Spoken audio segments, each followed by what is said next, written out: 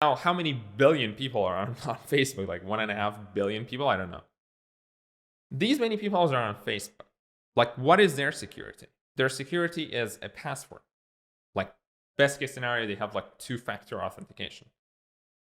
But that's their security. And that's your security like everywhere. That's your security in Gmail, and that's your security everywhere. Like, why can't it be security for some of your stuff in government?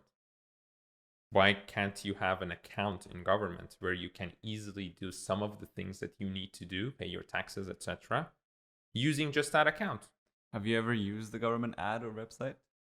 And they look like they're from like 25 years ago. They're like version 1. But that's the problem with the legacy systems that they have. So they can't possibly, with all of the infrastructure that they have, to like keep up. But I would say it's also partially because engineers are not inspired to work for government. Like, why would I It's not about the fact that the engineers are not inspired by it. It's the fact that they are kind of like blocked, and it's a hassle. It's a big hassle. It's like, personally speaking, what like, okay, you're an engineer, and you have this like amazing idea. Like, it's so difficult to get through the bureaucratic hurdle of doing something that you just end up not doing it. You just end up like totally not doing it. So that's the idea here.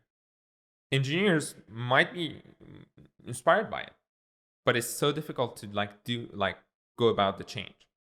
Versus like privately, you can like be the change that you want to see in the world.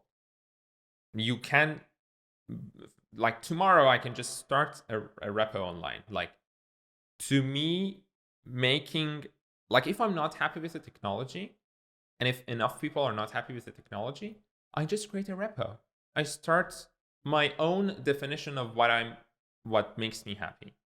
And then if enough people also like this, it gets stars on GitHub, and then people start to use it in their apps and in production. People start to, so that's kind of like the power of open source. It's also the power of just having a company, right? You can just get some people who are excited about this new thing, and if you excite enough people, they will buy your thing or subscribe to it or whatever, and then you make that change in the industry.